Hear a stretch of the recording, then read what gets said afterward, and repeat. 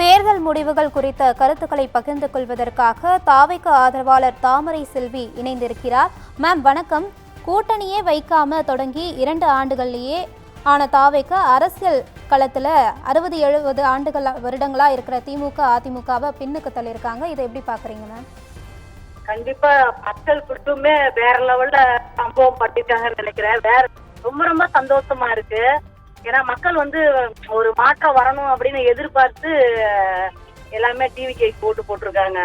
தாவேகாவுடைய முன்னிலை நிலவரத்திற்கு முக்கிய காரணமா என்ன மேம் பாக்குறீங்க நீங்க? விஜய் சார் தான்.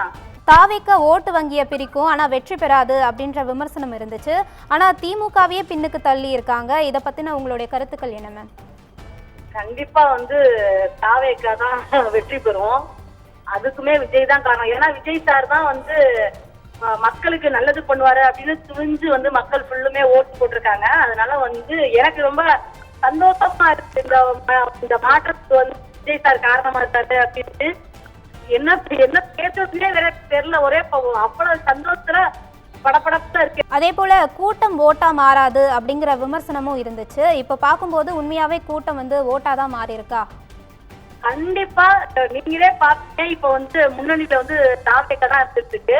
அப்ப எல்லா கூட்டமே ஓட்டாதான் மாறி இருக்கு. வந்தவங்க ஃபுல்லுமே ஓட்டு போட்டுட்டாங்க. From customers to real brand ambassadors, 21,000 plus stories by Jen Housing.